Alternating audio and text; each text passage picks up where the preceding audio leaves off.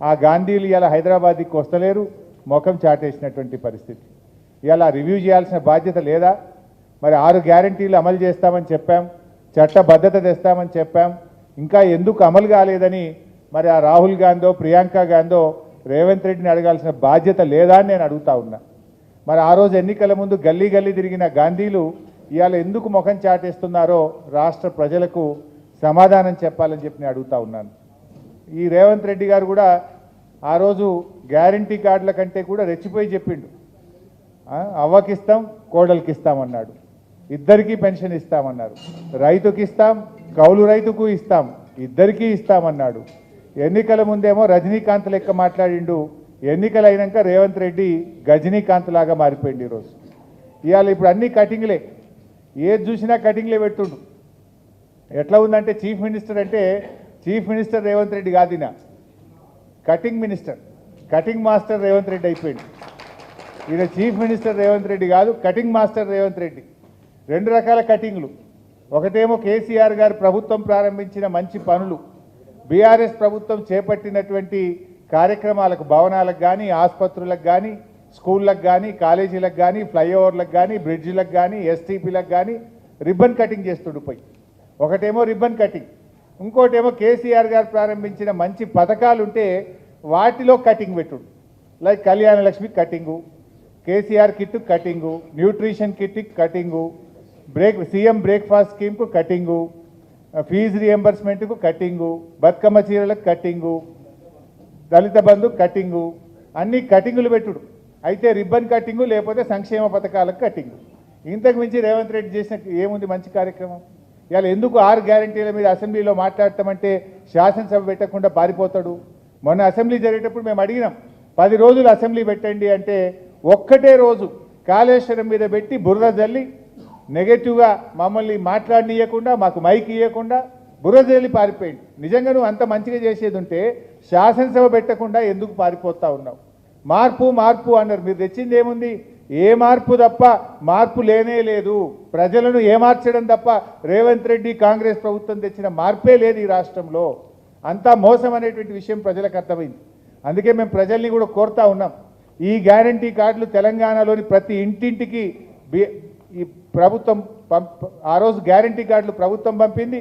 ఈరోజు ఈ బాకీ కార్డులను ప్రతి ఇంటికి బీఆర్ఎస్ పార్టీ పంపిస్తూ ఉంది. రేపు పంచాయతీరాజ్ ఎన్నికల్లో కానీ, జూబ్లీ హిల్స్ ఎన్నికల్లో కానీ ఎవడన్నా కాంగ్రెస్ పార్టీ నాయకుడు ఓటు వస్తే, ఈ ఓటు కోసం వస్తే ఈ బాకీ కార్డు చూపండి, గల్లా బట్టి నిలదీయండి అని చెప్పి నేను ప్రజలకు పిలుపునిస్తా ఉన్నా. ఎందుకంటే ఆ రోజు 3 నెలలు భద్రంగా పెట్టుకోండి, ఈ కార్డు మీకు చట్టబద్ధత తెస్తాం, 100కి 100% అమలు చేస్తామన్నారు. ఆ రోజు సోనియా గాంధీ గారే రాష్ట్ర ప్రజలకు లేఖ రాశారు. సోనియా గాంధీగా నేను మాట ఇస్తున్నాను, ఇవన్నీ అమలు చేయించే బాధ్యత నాది అన్నారు. ఏమైంది? ఎక్కడ పోయింది ఆ బాధ్యత? ఇవాళ ఎవరెవరికి ఎంత బాకీ పడ్డారు? ఇవాళ ప్రభుత్వ ఉద్యోగులకు మోసం చేశారు. 5 డిఏలు పెండింగు, పీఆర్సీ గురించి మాట్లాడే పరిస్థితి లేదు. ఇవాళ ఆటో కార్మికులకు 12,000 ఇస్తామన్నారు, పొట్టగొట్టారు, వాళ్ళను రోడ్డు మీదకి తెచ్చిన పరిస్థితి ఉంది. ఇందిరమ్మ ఆత్మీయ భరోసా అని వ్యవసాయ కూలీలకు ఇందిరమ్మ పేరు పెట్టిన ఆత్మీయ భరోసాకు కూడా ఇవాళ కటింగే పెట్టిండ్రు. మండలానికి ఒక ఊరికి ఇచ్చిండ్రు, మళ్ళీ అది కూడా బంద్ చేసిండ్రు. ఆ ఒక్క ఊరు కూడా 2వ కిస్తీ ఇయ్యలేదు.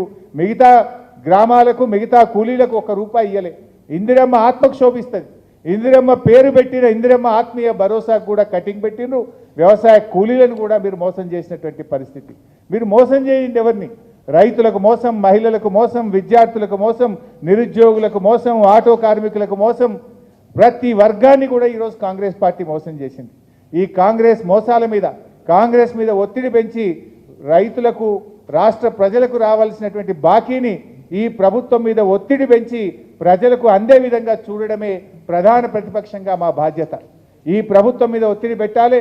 రైతులకు రావాల్సిన డబ్బు, నిరుద్యోగులకు రావాల్సిన ఉద్యోగాలు, మహిళలకు రావాల్సిన తులం బంగారం, మహాలక్ష్మి 2,500 ఇవన్నీ ఆయా వర్గాలకు అందే విధంగా ప్రధాన ప్రతిపక్షంగా ప్రభుత్వం మీద ఒత్తిడి తెచ్చే కార్యక్రమం చేయబోతా ఉన్నాం. ఇవాళ ఈ బాకీ కార్డు విడుదల ఆయా వర్గాలకు కాంగ్రెస్ ఇచ్చిన హామీలు అమలు జరగాలని, కాంగ్రెస్ మెడలు వంచి ఆయా వర్గాలకు రావాల్సిన డబ్బులు ఇప్పియడం కోసం బీఆర్ఎస్ పార్టీ ఈ యొక్క ఉద్యమాన్ని, ఈ బాకీ కార్డు ఉద్యమాన్ని చేపడతా ఉన్నాం. ఈ కార్డు ప్రతి ఇంటికి పంపుతాం. ప్రతి ఇంట్లో కూడా వారికి అర్థమయ్యేటట్టుగా బీఆర్ఎస్ కార్యకర్తలు వివరిస్తారు. దీంతో రేపు కాంగ్రెస్ నాయకుడు పంచాయతీ ఎన్నికల్లో జూబ్లీహిల్స్ ఎన్నికల్లో వస్తే ప్రజలే మిమ్మల్ని నిలదీస్తారు.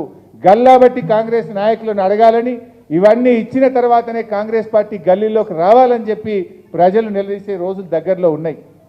ఎంతకాలం పోలీసులను పెట్టుకొని చేయలేవు, అక్రమ కేసులు పెట్టి బెదిరిస్తూ ప్రభుత్వాన్ని నడపలేవు. ఇవాళ ప్రజలు ఏ రకంగా తిరగబడుతున్నారో మనం మొన్న బంగ్లాదేశ్లో చూసి